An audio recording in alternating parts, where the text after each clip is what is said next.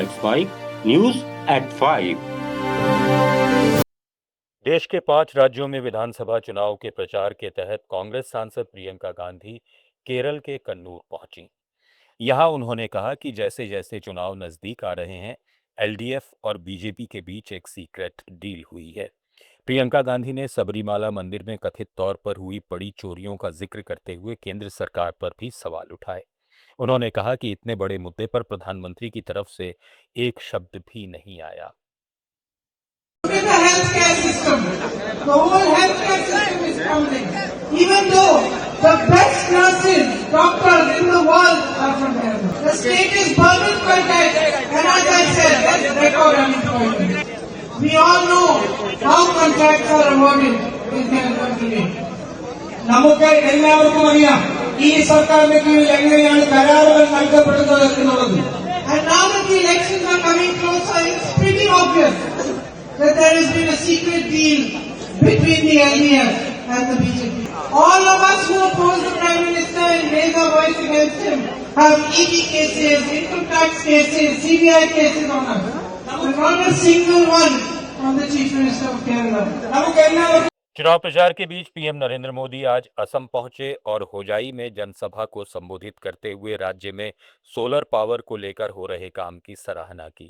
उन्होंने कहा कि असम में सौर ऊर्जा के क्षेत्र में शानदार प्रगति हुई है और आने वाले वर्षों में यहां कई बिजली उत्पादन परियोजनाएं स्थापित की जाएंगी।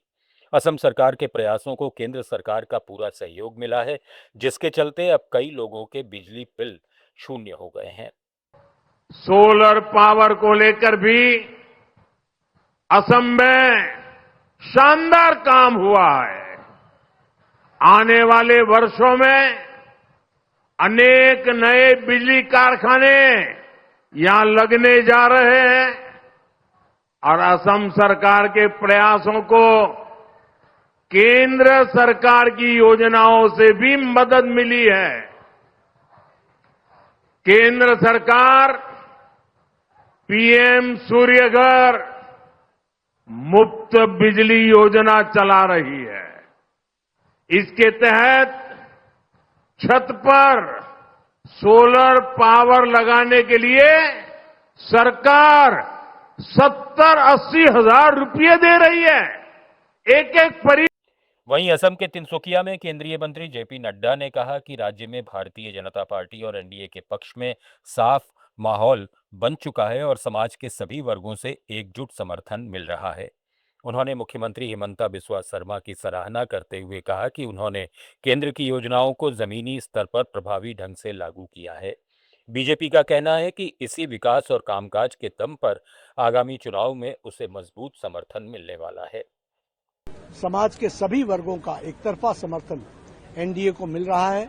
आदरणीय मोदी जी ने जो काम असम में किए हैं और जो आशीर्वाद असम को दिया है और हेमंत बिस्वा शर्मा जी ने जिस तरीके से उसको जमीनी स्तर पर लगाया है, उसको असम की जनता उसका स्वागत करती है और चुनाव में एक तरफा एनडीए को समर्थन देने के लिए मैं माहौल देख रहा हूं। मोदी ने हक दिया सर। वहीं राहुल गांधी ने पुडुचेरी के लॉसपेट में जनसभा को संबोधित करते हुए युवाओं और महिलाओं के लिए कई बड़े वादे किए। उन्होंने कहा कि कांग्रेस गठबंधन बेरोजगार युवाओं को हर महीने 2000 रुपए देगा, 30,000 नई नौकरियां पैदा करेगा, महिलाओं को फ्री बस सेवा मिलेगी और सरकारी नौकरियों की उम्र सीमा 40 साल तक बढ़ाई जाएगी। साथ ही उन्होंने हर परिवार को 20 लाख रुपए तक का हेल्थ इंश्योरेंस देने का वादा भी किया। राहुल गांधी ने पुडुचेरी सरकार पर मंदिरों की जमीनें कब्जाने, कमीशनखोरी और बिगड़ती कानून व्यवस्था के आरोप लगाए, जबकि नशे की बढ़ती समस्या को लेकर भी चिंता जताई। Today Puducherry is leading in fake medicines. Massive fake drug manufacturing takes place here and there is no action by the state. இங்கே நிறைய அளவிலே உற்பத்தி தொழில் நடந்து கொண்டிருந்தது, வேலை வாய்ப்புகள் இருந்தன. ஆனா இன்றெல்லாம் அவைகளெல்லாம் கொஞ்சம் கொஞ்சமாக குறைந்து நசிந்து வருகின்ற சூழ்நிலை இருக்கிறது. Spurious drugs are spent across the country.